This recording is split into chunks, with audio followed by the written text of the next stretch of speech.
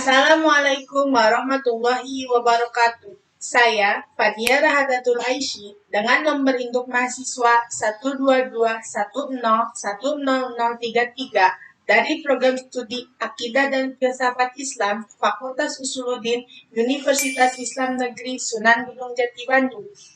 Pada kesempatan kali ini, saya akan mereview sebuah jurnal untuk memenuhi tugas ujian akhir semester mata kuliah Bahasa Indonesia yang diampu oleh Ibu Faridah Nafilah MAG.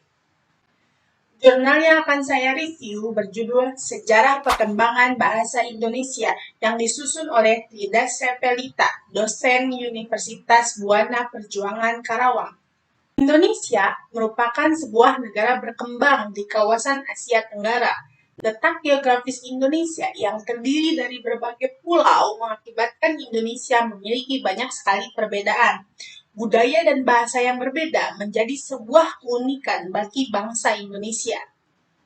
Dalam bidang bahasa, bahasa Indonesia diadopsi dari prototipe bahasa Melayu.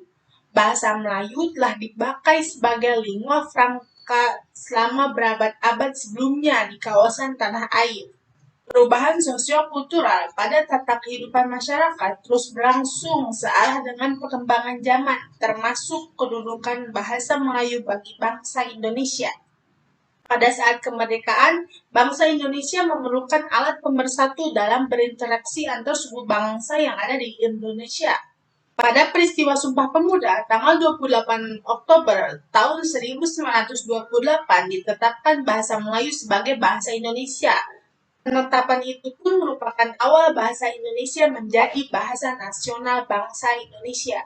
Upaya untuk terus menjaga dan mengembangkan bahasa Indonesia dilakukan dengan berbagai cara. Salah satu cara untuk terus menjaga dan mengembangkan bahasa Indonesia yaitu dengan diadakannya beberapa kongres bahasa Indonesia. Kongres Bahasa Indonesia pertama dilaksanakan pada tanggal 25 sampai 28 Juni tahun 1938 di Kota Solo, Jawa Tengah. Sampai akhirnya pada tanggal 18 Agustus 1945 disahkannya Undang-Undang Dasar 1945 Pasal 36 menetapkan bahasa Indonesia menjadi bahasa negara. Dan pada tanggal 19 Maret 1947 diresmikannya penggunaan ejaan Republik sebagai pengganti ejaan Van of Wieset. Kongres Bahasa Indonesia yang kedua dilaksanakan pada tanggal 28 Oktober sampai 1 November 1954 di Kota Medan, Sumatera Utara. Kongres Bahasa Indonesia ini merupakan sebuah tindakan rasionalisasi dari keinginan yang kuat dan keras dari bangsa Indonesia untuk selalu menyempurnakan bahasa Indonesia yang dijadikan bahasa nasional. Kongres Bahasa Indonesia yang ketiga dilaksanakan pada tanggal 28 Oktober sampai 2 November 1978 di Ibu Kota Jakarta. Hasil yang didapat dari Kongres Bahasa Indonesia ketiga ini yaitu memperlihatkan kemajuan, pertumbuhan, dan perkembangan bahasa Indonesia sejak tahun 1928 dan selalu berusaha dengan optimal untuk memantapkan kedudukan dan fungsi bahasa Indonesia.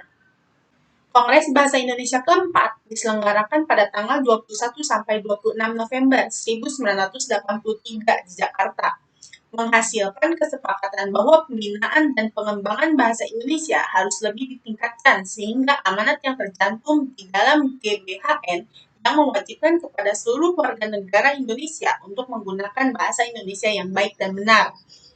Kongres Bahasa Indonesia yang kelima yang dilaksanakan pada tanggal 28 Oktober sampai 3 November 1988 menghasilkan karya monumental yaitu sebuah kamus besar bahasa Indonesia dan tata bahasa baku bahasa Indonesia. Kongres Bahasa Indonesia yang keenam dilaksanakan pada tanggal 28 Oktober sampai 2 November 1993 di Jakarta. Hasil dari Kongres Bahasa Indonesia ini yaitu pengusulan Pusat Pembinaan dan Pengembangan Bahasa Indonesia ditingkatkan statusnya menjadi Lembaga Bahasa Indonesia, di samping mengusulkan disusunnya Undang-Undang Bahasa Indonesia. Kongres Bahasa Indonesia yang ketujuh yang dilaksanakan tanggal 26 sampai 30 Oktober 1998 di Jakarta mengusulkan dibentuknya Badan Pertimbangan Bahasa Indonesia. Pada Kongres Bahasa Indonesia ke-8 yang diselenggarakan pada tanggal 14 sampai 17 Oktober 2003 di Jakarta mengusulkan bulan Oktober dijadikan bulan bahasa. Agenda pada bulan bahasa ada berlangsungnya seminar bahasa Indonesia di berbagai lembaga yang memperhatikan bahasa Indonesia.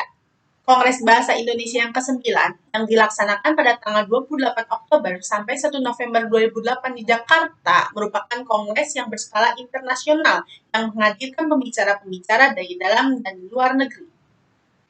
Kongres Bahasa Indonesia yang ke-10 yang dilaksanakan pada tanggal 28 sampai 31 Oktober 2013 di Jakarta.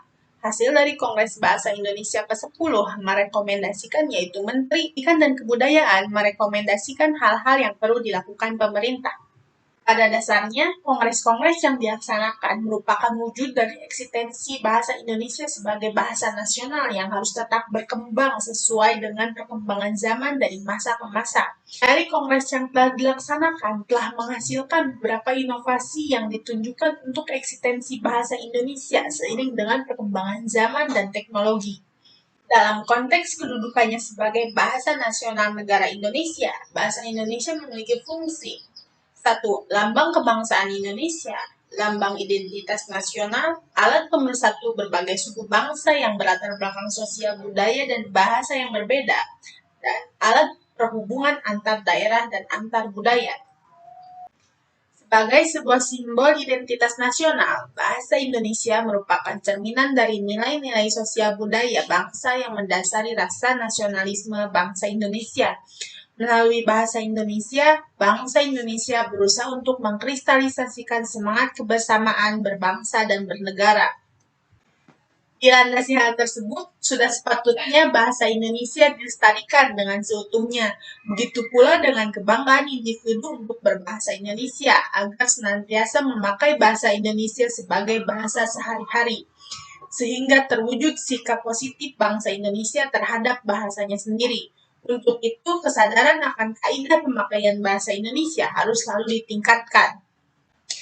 Sekian review jurnal dari saya, kurang lebihnya mohon dimaafkan. Terima kasih. Wassalamualaikum warahmatullahi wabarakatuh.